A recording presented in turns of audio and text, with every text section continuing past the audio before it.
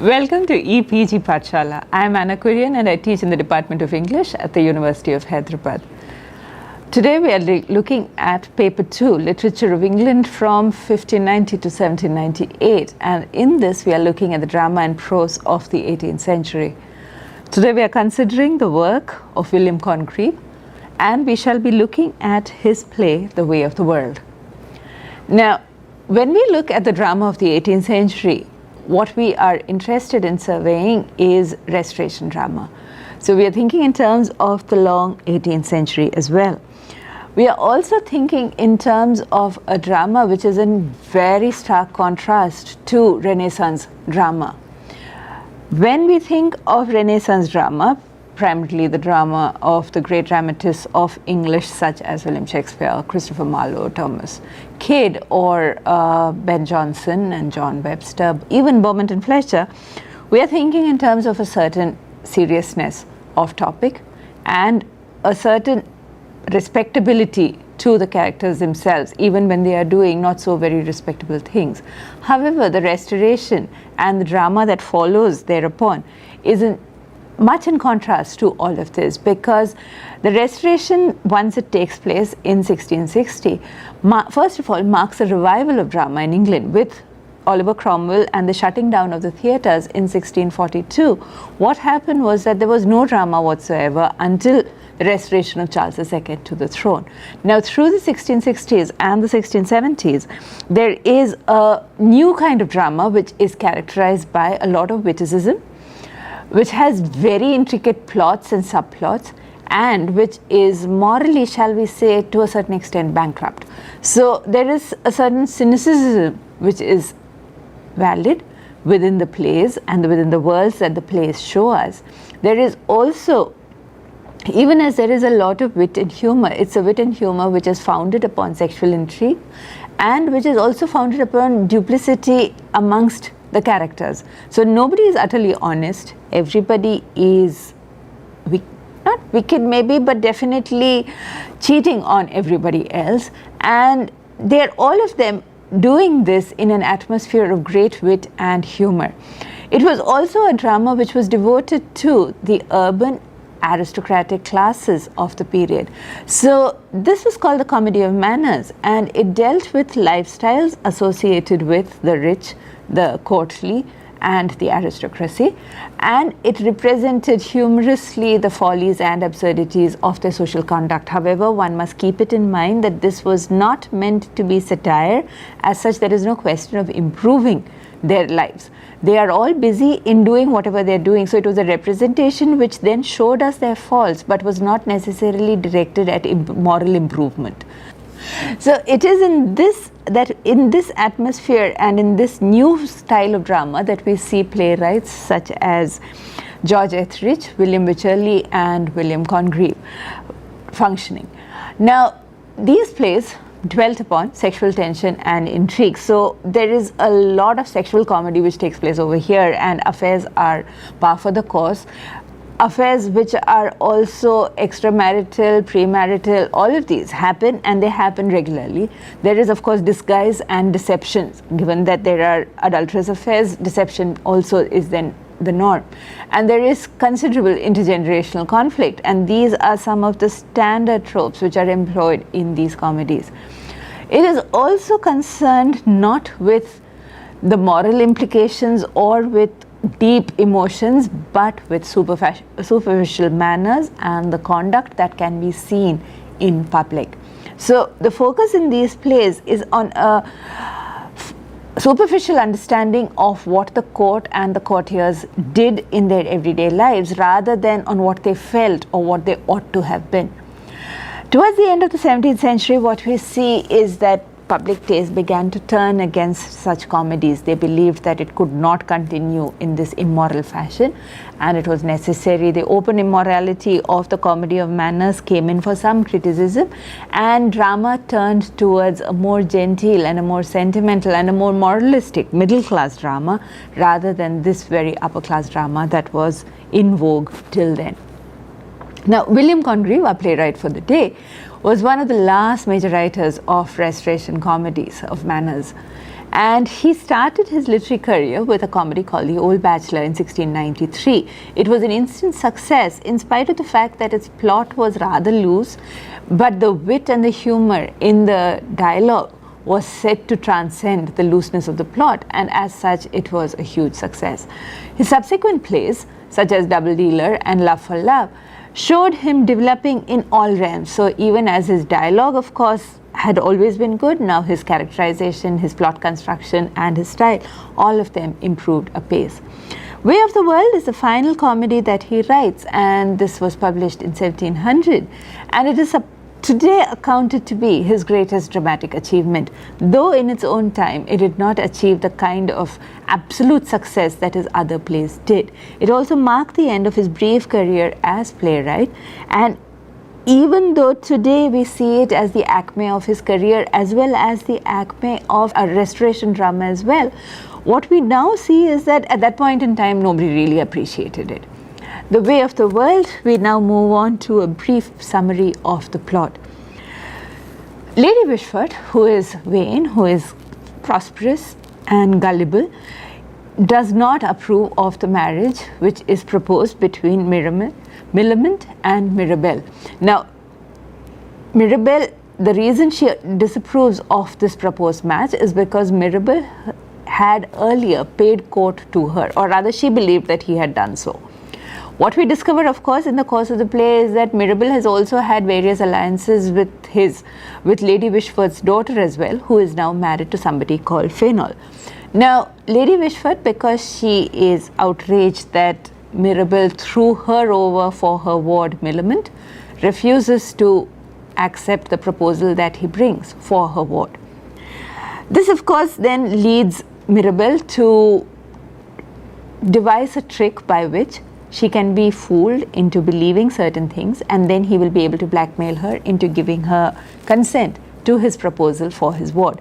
So what he does is that he gets his servant to agree to play the role of his servant, whose name is Mr. Waitwell. He agrees to play the role of a suitor to Lady Wishford, and he is then to appear as Sir Rowland and will then propose to Lady Wishford, and Lady Wishford, then having accepted his proposal, will then be blackmailed, because then she will realize that he's just a servant, he is not a country gentleman, and therefore in disgrace she will agree to what she wants.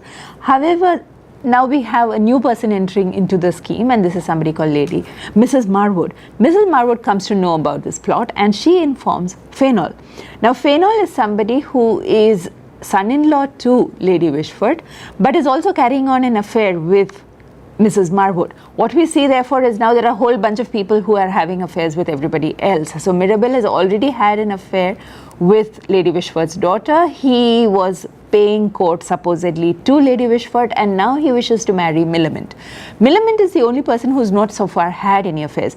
Fenol has married somebody who is Lady Wishford's daughter, but is also has had a premarital affair with Mirabell. And Mrs. Marvot, who is now having an affair with Fenol, is also interested in Mirabell. So basically everybody is involved with everybody else. And what Fenol does is he threatens Lady Wishford that he will expose his wife's premarital affair with Mirabell, as well as tell the world that Lady Wishford was about to marry an already married servant. Once all of this comes out, Lady Wishford appeals to Mirabell to help her to get rid of all these problems, and says that if he will do so, then of course she will agree to his marriage to Millamant, her ward.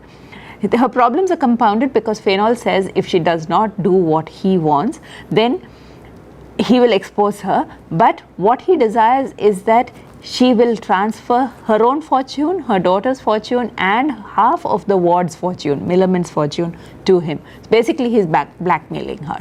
So once all of this happens and she asks Mirabell for help, Mirabell then of course thwarts everything by coming in the role of a Duke's ex machina and saying that he is actually the trustee for Fenol's fortune, Mrs. Fenol's fortunes, and therefore nobody can then do anything.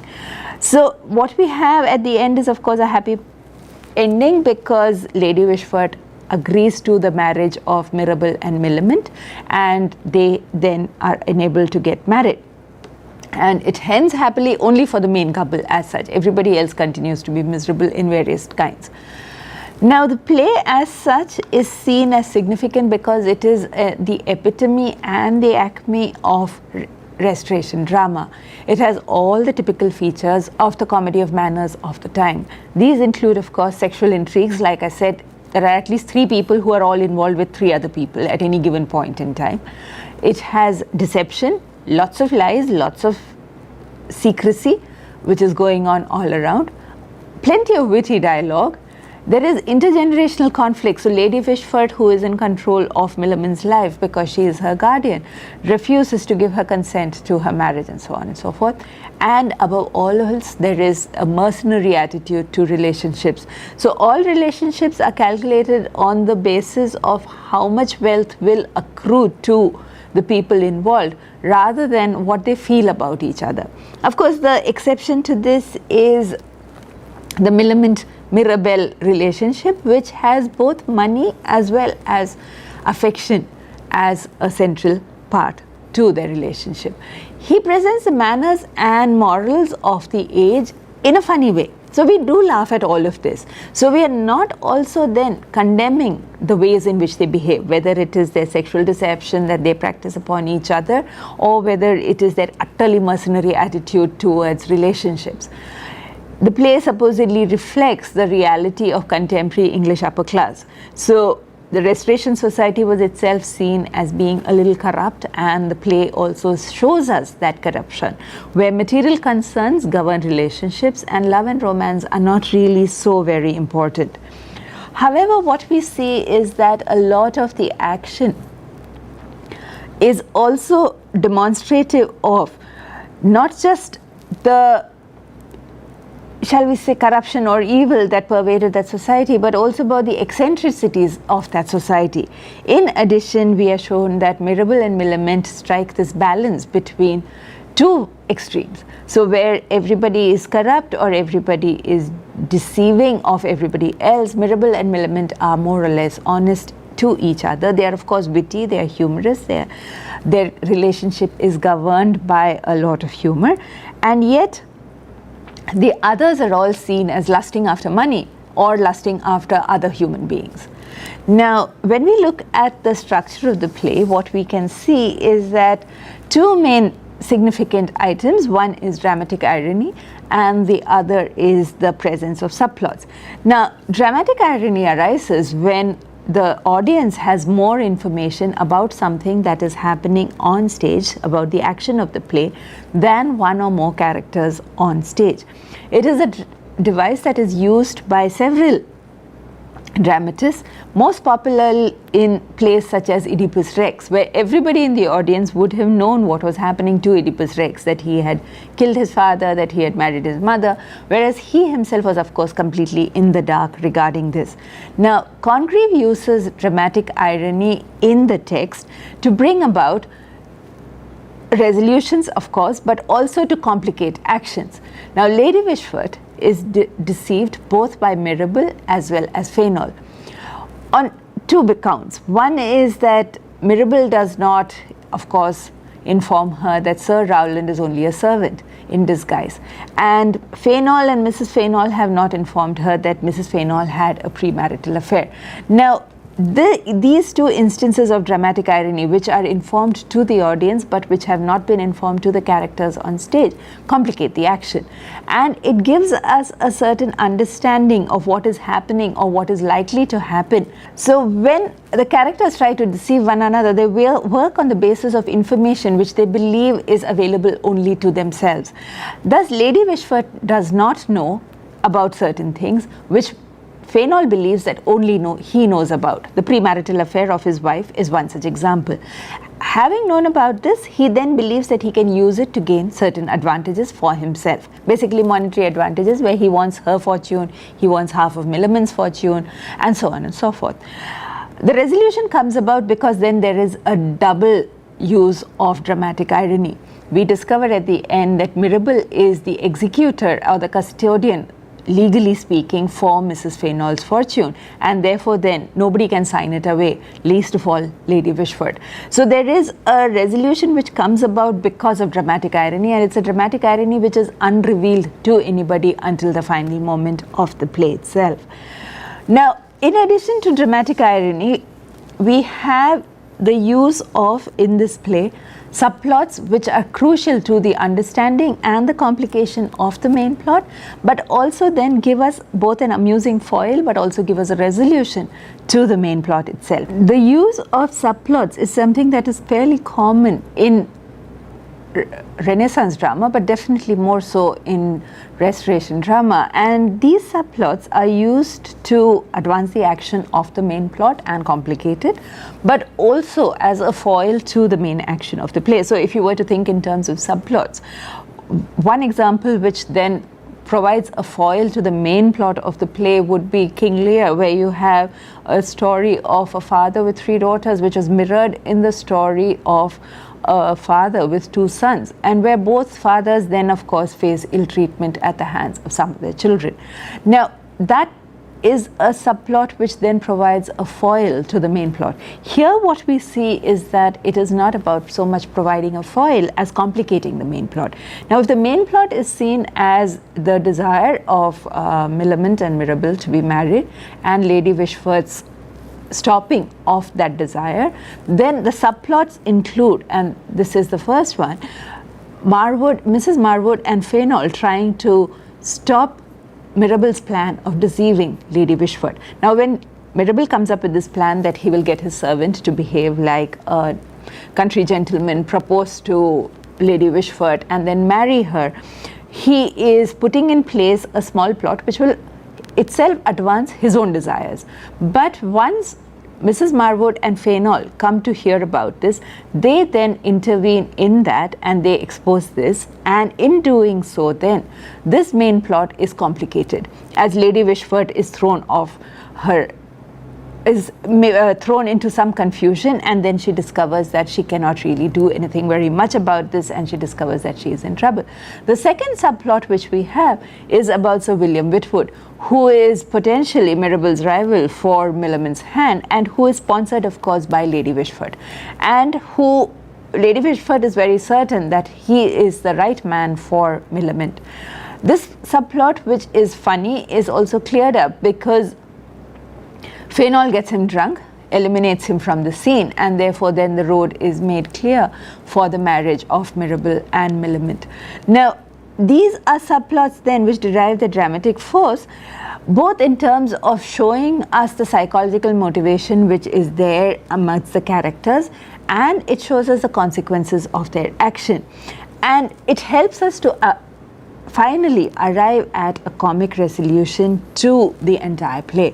This comic resolution is of course marked also by both humor as well as surprise. So when we hear that Mirabell is actually the legal executor for Mrs. Fenol's fortune, we are also then struck by surprise. And there is the element of predictability, which is that the 2 central lovers, Mirabell and Millamant, are enabled to get married. If we are to think in terms of the characterization of the play, what we see is that even as they belong to stock stereotypical characters, they are also given some redeeming features, they are also giving some individualization. The hero of the play, Mirabell, is typical of the Restoration beau. He is clever, he is extremely charming, but he is also manipulative. His polish and his charm is matched only by his cynicism and his mercenary nature. So he is this composite of somebody who is beautifully charming, but who is also then very much on the make. So even as he is seen to be in love with Millamant, he is also shown to be somebody who, even though he is in love, does not want her if her fortune does not accompany her. So he is selfish, he is ruthless, and yet he is also capable of self-reflection. And this self-reflection is what sets him apart from the others, and which is why we say that this particular play, The Way of the World, is exemplary, because even as it is typical of Restoration drama, it also stands as something which is something more than the usual stereotypical examples of Restoration drama. Now, when Mirabell is seen to be selfish, entirely self-centered, and this we see in the fact that he had an affair with Lady Fishford's daughter and even made her pregnant, and then of course got her married off to Fenol. So in effect, he just does things for his own self-serving interests, and yet he is also charming, and the ways in which he quotes Millamant, and this is marked by both wit as well as humor, and the wit is of the kind that is sparkling, matching that of Beatrice and Benedict in Much Ado About Nothing. He is also a good judge of character, and this is seen by his assessment of Fenol. Fenol, who is a corrupt figure, is seen as both the antagonist of the play, but also as the foil to Mirabell. Now, Mirabell is the protagonist. He is perfect in all his ways, even though he's manipulative and even though he's cynical. In opposition to him is Fenol, who has absolutely no redeeming qualities. We will come back to discuss Fenol in a little bit from now, but first let us instead look at Millamant. Now, the heroine of the play does not have as major a role as Mirabell, but is seen to be a perfect match for him because she is also, like he is, charming and witty and polished, but she is also self-possessed and pragmatic. Now, this pragmatism is something which is important to notice because both of them see money as essential. Now, love conquers all and we will live in a cottage and live on nothing, love and fresh air is not a creed that either of them are willing to subscribe to. They both believe that money is essential. So, Millamant's fortune is something that she is not willing to forsake, even for the sake of marriage to her lover, her one true love, Mirabell. Likewise, Mirabell is not willing to give up the fortune if it should go away to Fenol and yet marry Millamant. So money is seen as essential to the idea of marriage itself, and between the two of them they represent the refinement of feeling and conduct that was there on the Restoration stage during this period. Now, of the other characters, the one whom we see a lot of is of course Lady Fishford. Now, Lady Fishford is first of all vain. She is also self-delusional because she does not judge other people. She believes that Mirabell courted her because of a real interest in her, as opposed to what most people see as he courted her because he wanted to gain access to her ward Millamant. Now, she is deceived in herself and she is deceived in others around her, and she fails to judge other people correctly.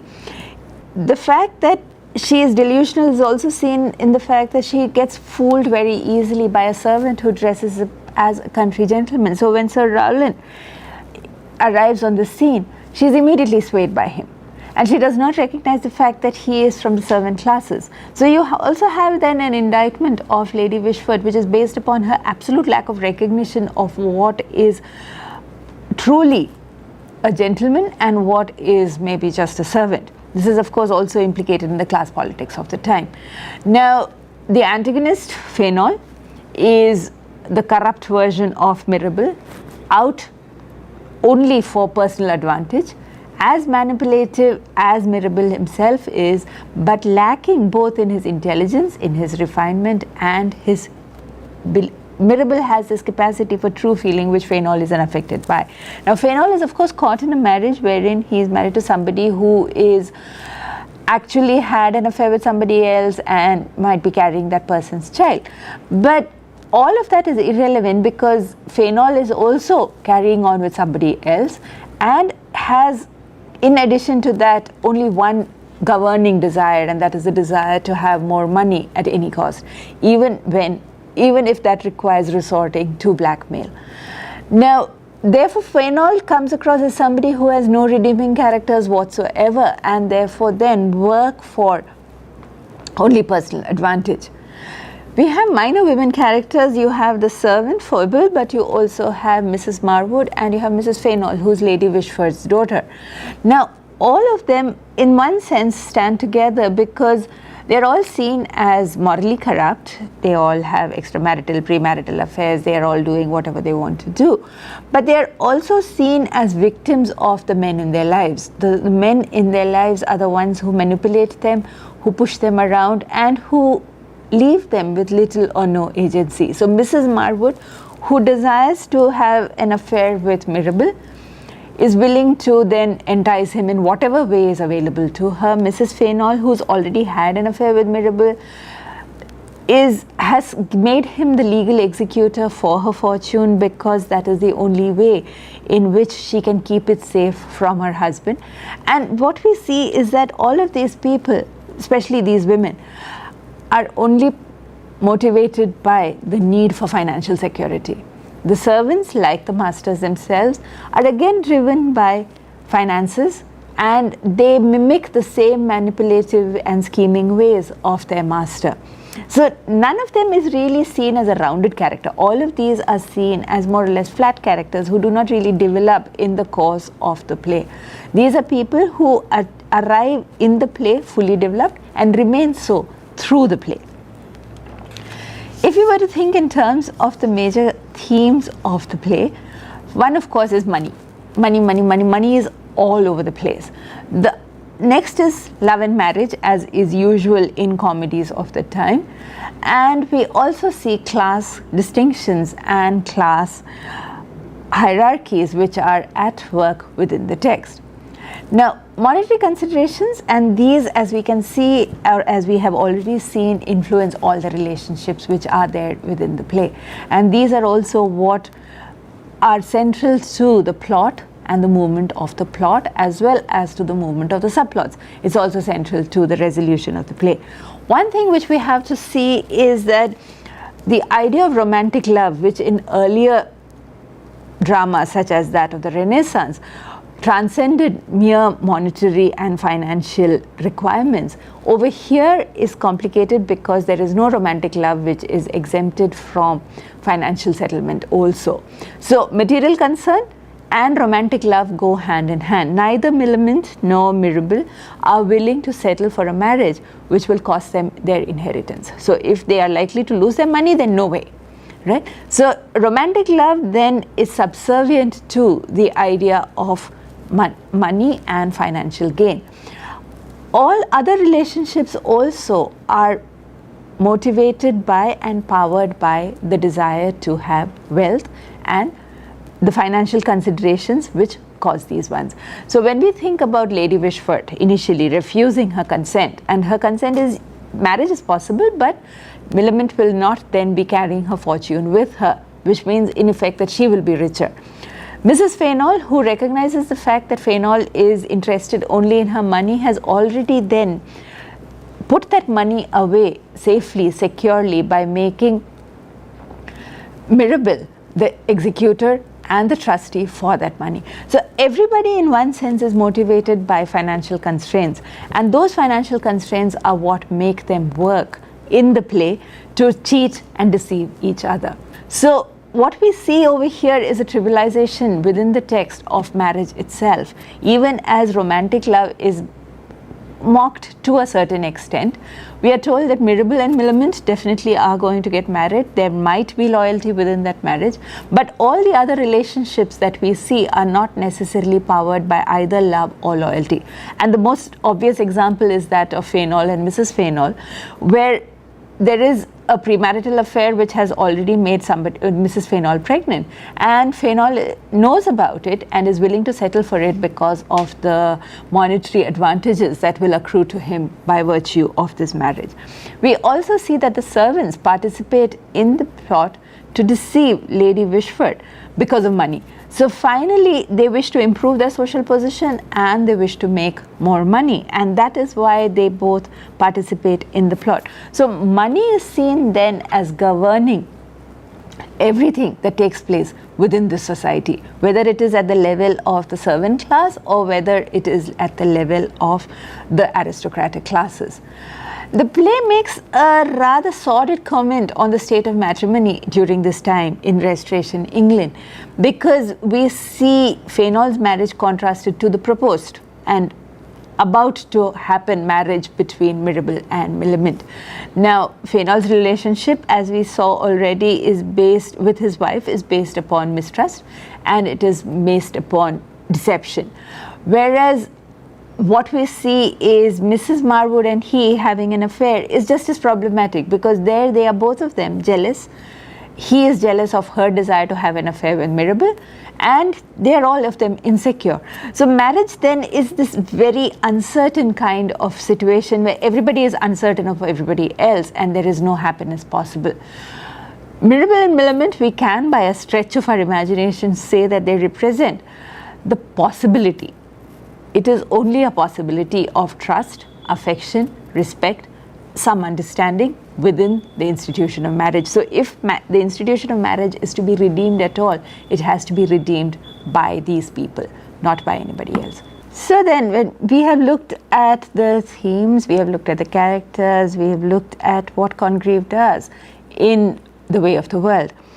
In conclusion, what we can say is that the play combines social criticism with humor, and it shows us the best, as in Millamant and Mirabell and their relationship, the best and the worst aspects of relationships in the society of the times. Now, most of what we see is actually the worst, but there is also the possibility of good within this. And while all the characters seem to be driven by greed and by vanity and by selfishness, they also receive some form of punishment at the end of the play. So there is this whole moral judgment thing that is happening within the text as well. The moral vision of the play itself can be seen to be comedic, and it is, insofar as the protagonists are going to be united in marriage, it falls in line with the requirements of a romantic comedy. But it is also gently satirical, as people who are greedy, motivated solely by money or by vanity, they are then punished at the end of the play. Right? And it is only those who are capable of genuine feeling and of self-examination who can be dignified in their conduct, who are given any form of reward at all. We are also told by critics that when we look at a play such as this, we should separate moral judgment from appreciation of drama. And that's an interesting way to think about this, because if we were to judge it morally speaking, then we would not be able to appreciate it. It's only by separating the two that we can enjoy a drama of such kind. 20th century critics have also then considered the play as representing a fine balance between self-awareness and social wise. And there is a tension between satire and moral judgment within the play as well. We have been looking at various aspects of The Way of the World. I would recommend, of course, as always, that you should read this and read the lesson on it. And then you will know far more about Restoration drama of the time. Thank you.